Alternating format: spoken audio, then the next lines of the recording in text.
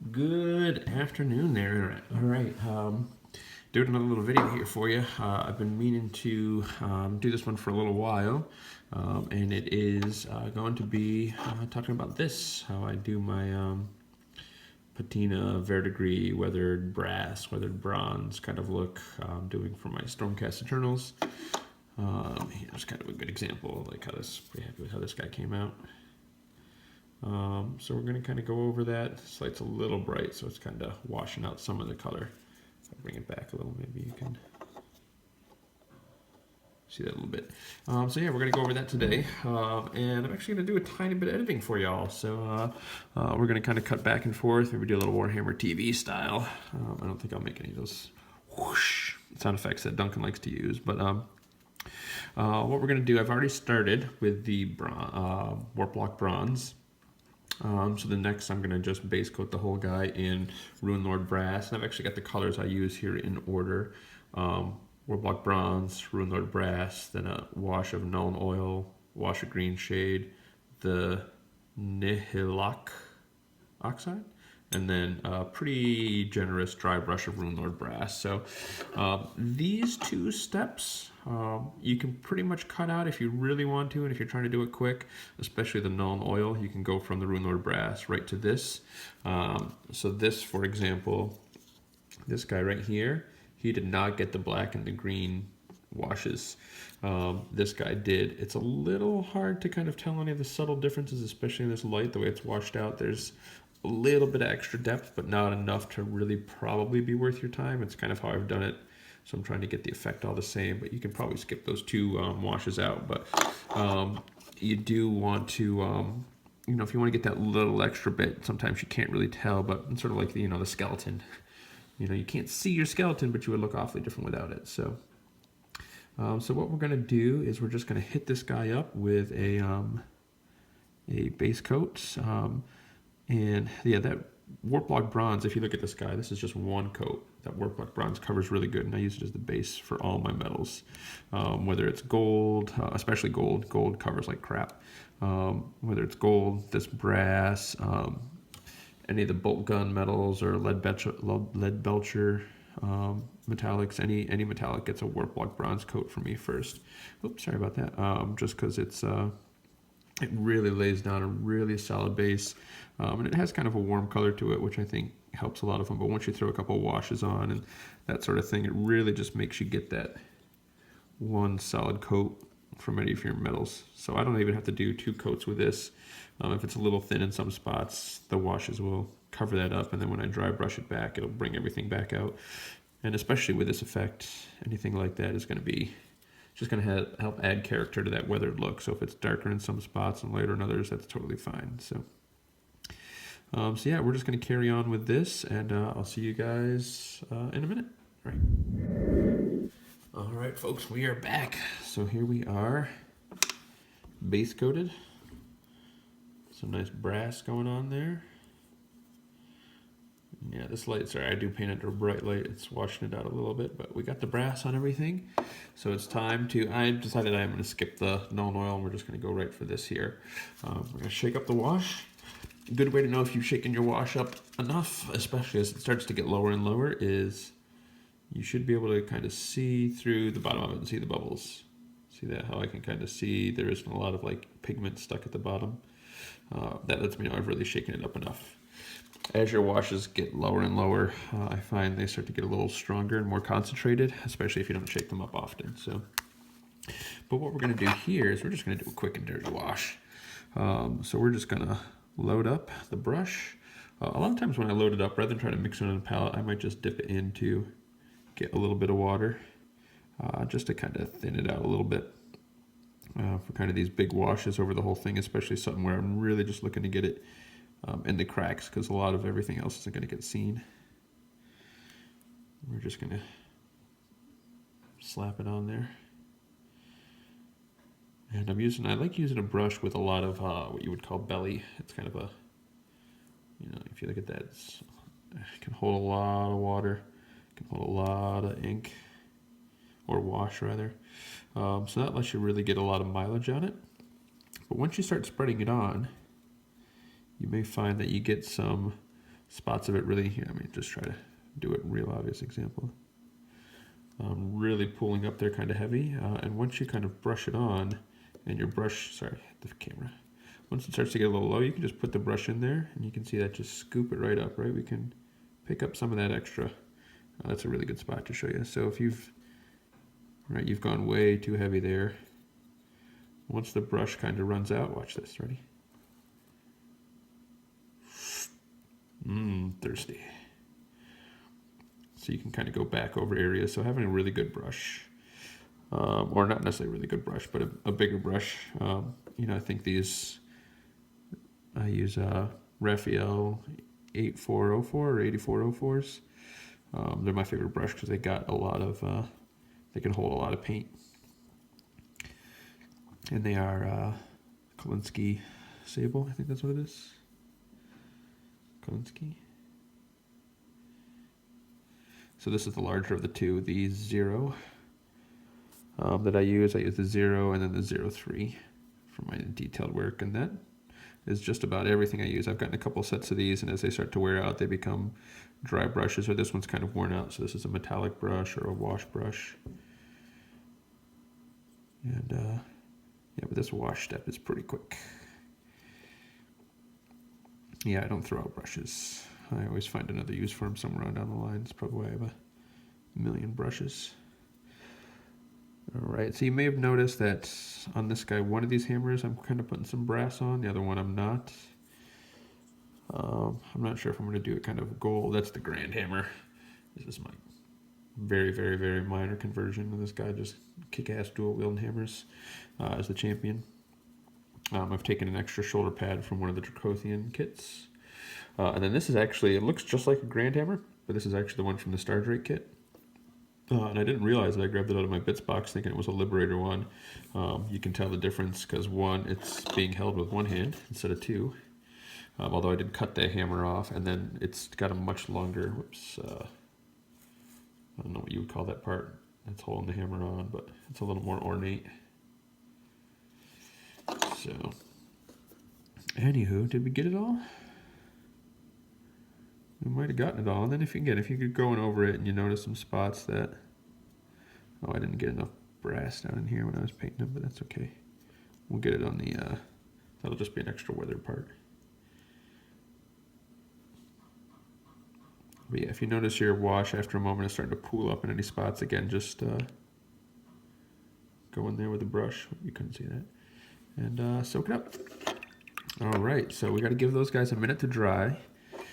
So I will come back once they're dry, and we will apply the technical paint.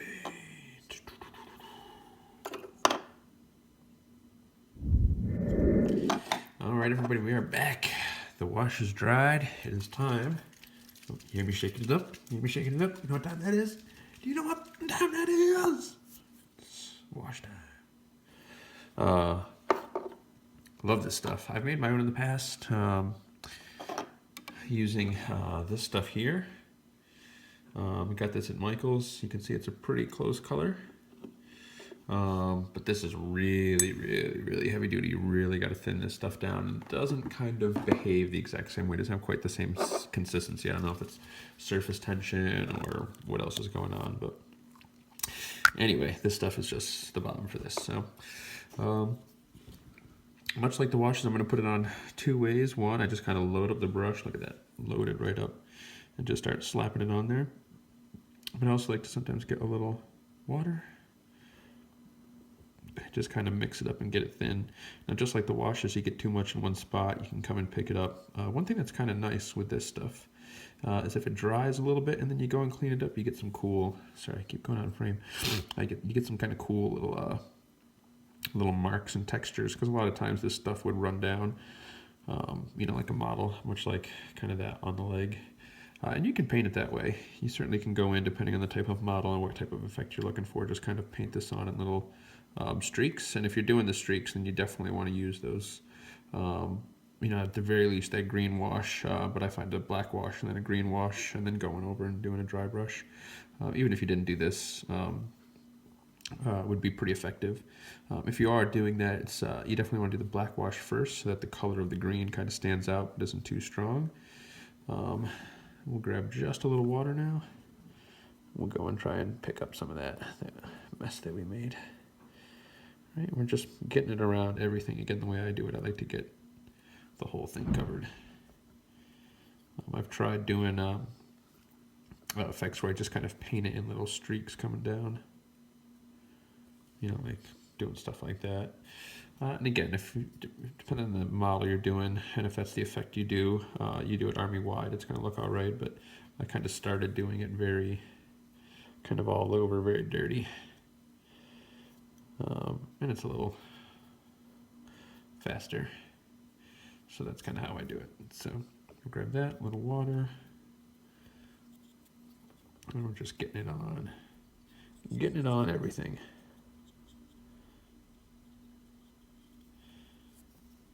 All right, this is almost done.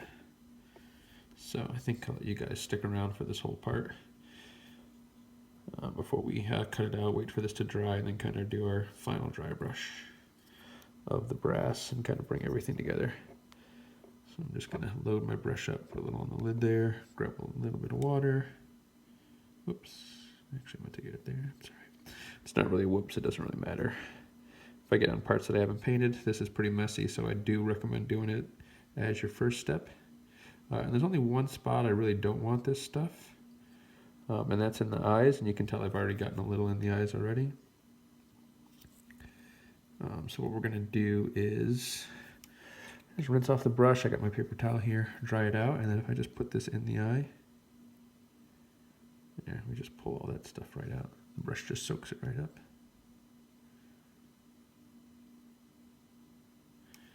All right.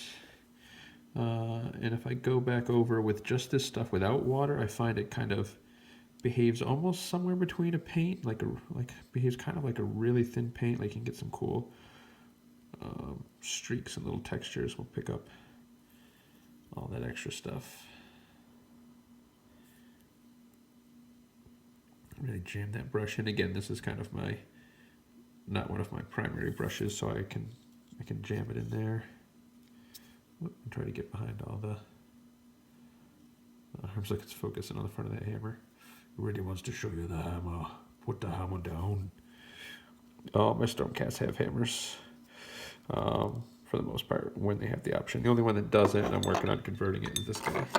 I'm going to, I shouldn't say convert, it's more of a kit bash. But I guess that is a type of conversion, but I'm just going to cut off the top here.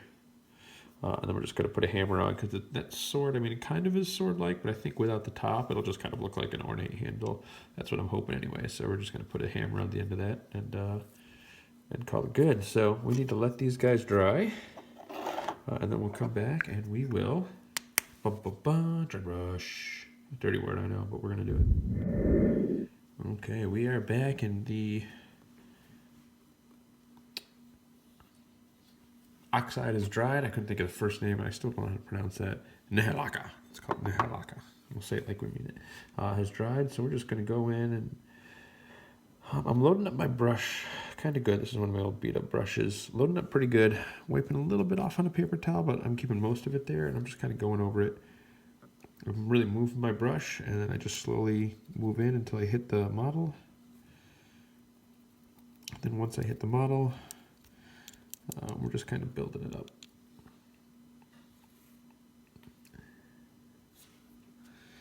And we're just doing that over the whole thing.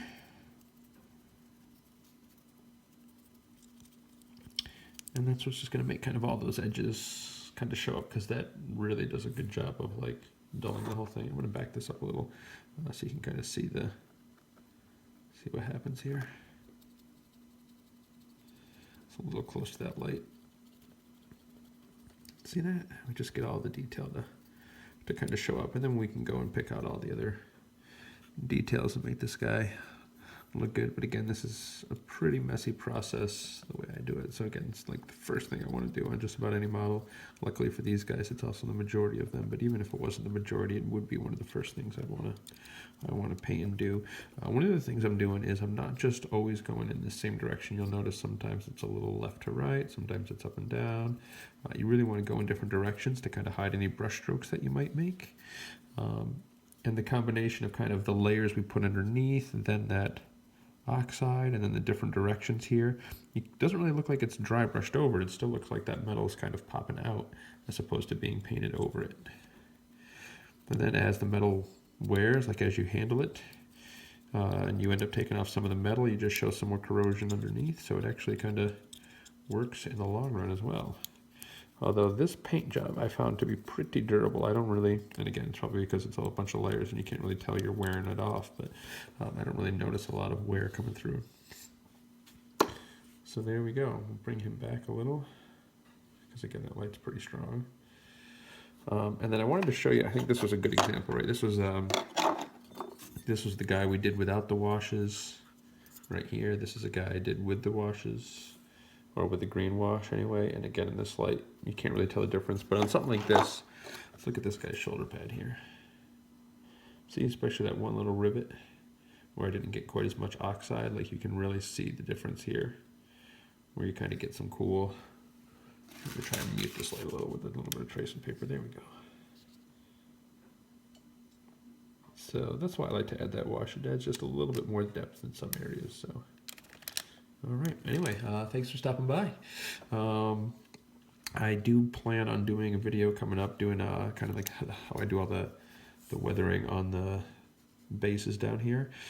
So you can look forward to that. Anything else you want to see? You know, might do some on highlighting, do some OSL when I get around to painting all the hammers and swords kind of glowing, and you got a glowing effect with this. So plan on doing some of that as well. So anything else you want to see, let me know. In the meantime, guys, thanks for watching, and catch you next time. Oh, I did want to show you, this is what we're